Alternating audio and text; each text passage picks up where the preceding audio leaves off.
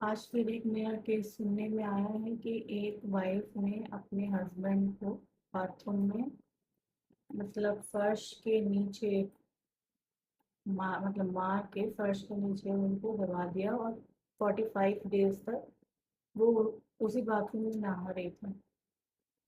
तो ये जो केसेस हैं कितने जल्दी जल्दी आ रहे हैं।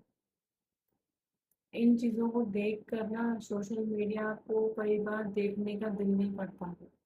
अब ये तो हमने एक अपने काम के पर्पज से जो था, मतलब ये जो वीडियो मैं बना रही हूँ तो काम हो गया ना मेरा।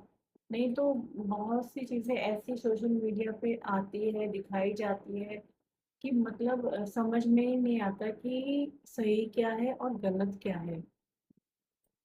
अभी बीच में एक खबर किसी ने फैलाई थी, सभी ने देखी होगी कि एक लड़की ने 5-6 मुस्लिम लड़कों के गर्दन को काट के काली माता के मंदिर में चढ़ा दिया।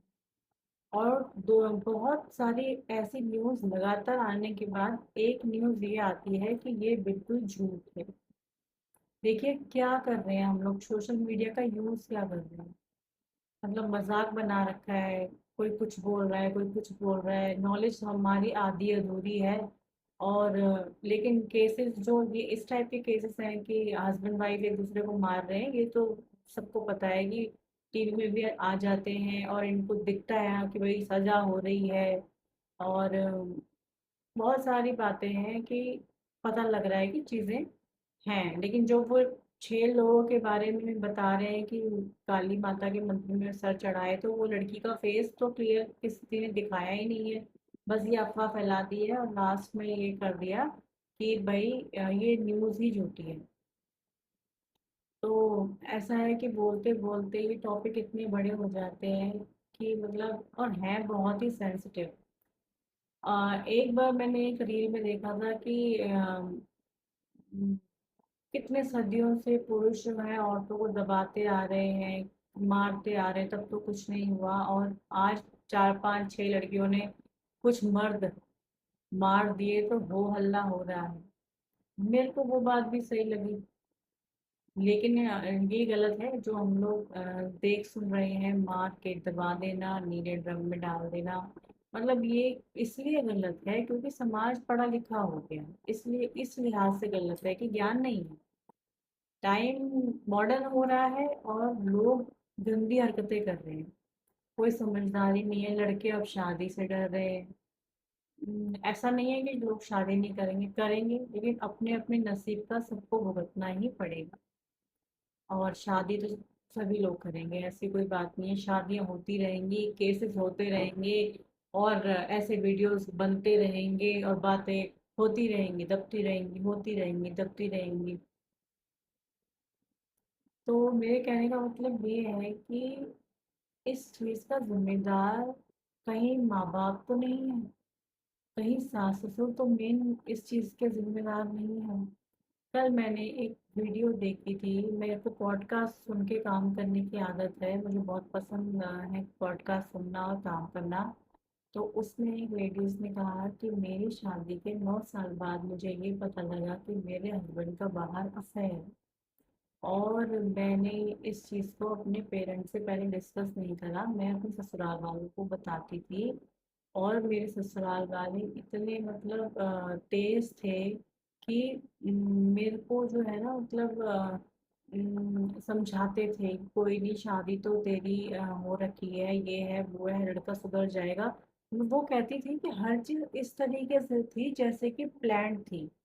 कहती है धीरे धीरे जब मेरे शक बढ़ने लगे तो मुझे पता चला था कि सारे परिवार को पहले से ही पता था कि वो शादी किसी और लड़की से करना चाहता है, लेकिन मम्मी ने उनकी बोला कि घर में जो है अपनी कास्ट की लड़की ले आओ और बाहर तुम उस लड़की के साथ घूमो। मतलब सच में वो आधे पौने घंटे का जो पॉडकास्ट था ना, वो सुनने के बाद सच में औरतों की जो हालत है ना, मतलब पढ़ लिख के भी कोई फायदा नहीं है। ऐसा तो है नहीं कि अनपढ़ औरतें परेशान थी और पढ़ी लिखी औरतें सुखी हैं। कहीं ना कहीं देखिए, इस चीज को मानना पड़ेगा कि जो भी ये लड़कियां कर रही हैं ना कहीं घर परिवार में इन्हें सुना नहीं गया है। जैसे अगर मैं अपना एग्जांपल लूँ, अगर मैं अपने हस्बैंड की शिकायत करती हूँ अपने सास से, तो वो अपने बेटे को सपोर्ट करेंगे, मुझे नहीं करेंगे। 100 में से 1 या 2 मुश्किल से ऐसी कोई सास होगी जो अपने बेटे को सपोर्ट नहीं करेगी, जिसके अंदर इंसानियत होगी और जो सच में औरत होगी। औरत औरत की दुश्मन है, बहुत सारे कारण हैं। जो कहावतें बनाई गई हैं वो बहुत सारे कारण हैं, लेकिन हर औरत भी खराब नहीं है। लेकिन जो चीज़ें मेजॉरिटी में होती है ना, वो कहावतें बन जाती हैं। तो कहीं ना कहीं माँ बाप, घर में भाई बहन, सास ससुर, देवर देवरानी, यानी कि जब इंसान की कहीं सुनवाई नहीं होती है, कोई घर में, ससुराल में, मायके में सपोर्ट करने वाला नहीं होता ना, तब ये बच्चे खुद फैसला ले लेते हैं कि अब आर या पार। और एक ये जो फिल्मी हो गई है चीजें, लड़कियां आप खुद को हीरो समझने लगी हैं, लड़के भी अपने आप को पहले हीरो समझते थे। ये भी बड़ा झमेला है। मीडिया का जो असर आता है ना, वो यही चीजों में दिखता है, क्योंकि क्या है, आधी से ज्यादा फिल्मों में यही सब मारकाट दिखती है। कोई मर्दानी फिल्म बन रही है, कोई कुछ बन रही है, और हम वैसा बनने की कोशिश कर रहे हैं। स्ट्रांग होना कोई बुरी बात नहीं है। काली माता का रूप बहुत फेमस है। असली जो मैं मानती हूँ ना, मतलब नारी शक्ति हूँ, मैं काली माता को मानती हूँ कि अन्याय के खिलाफ उन्होंने आवाज उठाई थी। और इसीलिए वो फेमस है कि काली का रूप किसी औरत का ना बने। तो ये जितनी भी लड़कियां हैं ना, इन्होंने काली का रूप धारण किया, पर लेकिन वो देवी नहीं है ना, इसलिए वो फंस रही हैं, वो जेल जा रही हैं, उनके केस बन रहे हैं। एक औरत जो है ना, दया और ममता न जाने कितनी कितनी भावनाओं के लिए मतलब मानी जाती है। लोग, आपने देखा होगा कि ना, लोग अपनी बेटियों को, खासतौर पे जेंट्स अपनी बेटियों को ज्यादा प्यार करते हैं, क्योंकि उनको बचपन से ही अपनी बेटी के अंदर एक ममता फील होती है। उनके घर में बेटा भी होगा, वो उनको लगता है कि हाँ एक शोपीस है हमारा वंश बढ़ाने के लिए, लेकिन उनको अपनी बेटी से बहुत लगाव होता है। और कहते भी हैं कि हर लड़की सोचती है कि मुझे मेरे पापा की तरह हस्बैंड मिले, पर हर पापा भी नहीं ऐसे होते हैं। तो मुझे ना, सबसे पहले ना, जब मैंने इस वीडियो को बनाने के लिए सोचा, तो सबसे बड़ी जंग जो थी इंसान की अपने आप से होती है। तो मैंने इस चीज के बारे में बहुत सोचा कि हो क्या रहा है। पुरानी औरतों से लेकर आज भी ऐसी औरतें हैं ससुराल में जो बहुत ज्यादा हाई लेवल के कष्टों को झेल रही हैं और जिंदा है, उन्हें किसी को नुकसान नहीं पहुंचा है। और वो, उनमें पढ़ी लिखी, बहुत पढ़ी लिखी लड़कियां भी हैं, वो सारी अनपढ़ नहीं है।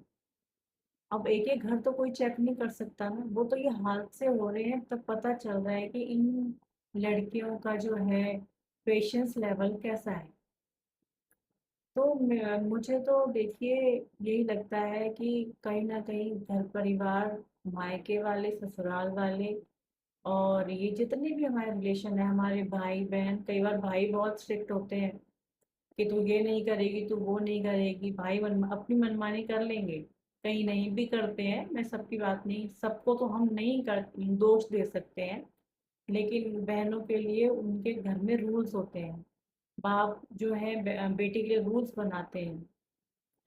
कल मैं बताऊं, मैंने एक सीरियल देखा था, क्या बताऊं मैं आप, मेरे तो वीडियोस बहुत लंबे जाएंगे। एक सीरियल मैंने देखा था, मैं यहाँ पे किसी का नाम, सीरियल का नाम वगैरह नहीं लूंगी। उसमें दिखाया था कि एक फादर है, शायर है, और उसकी, उनकी जो वाइफ है वो बहुत ही सिंपल लेडी है। और वो इतने, मतलब शायर हैं, इतने फेमस हैं, उनकी महफिल लगती थी घर में, और वो किसी हीरोइन के फैन थे। और अचानक से धीरे धीरे उनकी शायरी इतनी फेमस होने लगी कि वो उस हीरोइन तक वो शायरी पहुंची। और वो इम्प्रेस होके मतलब जो ये जेंट्स थे, इनकी एक बेटी थी, वो जानती थी कि मेरे पापा इसके फैन है।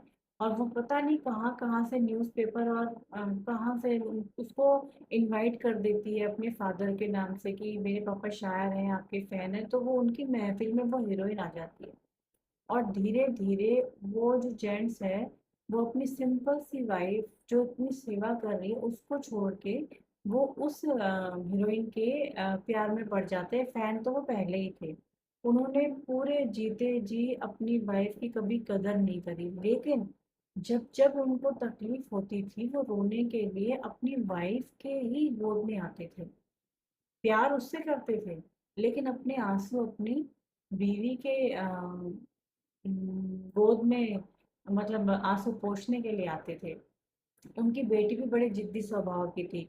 उसी का चाचा का बेटा जो है उससे प्यार करता है और शादी करना चाहता है, लेकिन वो उसको भाव नहीं देती। जैसे उसके पापा उसकी मम्मी को भाव नहीं देते थे, वैसे ही वो लड़की इतनी खुदगर्ज दिखाई है उसमें, अपने में ही होना। वो फिल्मी एक्टर बनना चाहती थी और वो उसी हीरोइन से इम्प्रेस थी जिससे उसके पापा इम्प्रेस थे, उसके प्यार में पड़े थे। वो उसी की तरह बनना चाहती थी। इतनी खुश थी वो कि उसके पापा और वो मिल गए। एक्चुअली उसने ही अपने पापा से उसको मिलाया। अपनी मम्मी की रिस्पेक्ट नहीं करती थी। उनको लगता था कि उस लड़की को लगता था मेरी मम्मी में है ही क्या, बन संवर के रहती है नहीं, क्या मेरे पापा इसको पसंद करेंगे, ये तो एक बेजान मूरत जैसी है, बस घर में काम काम।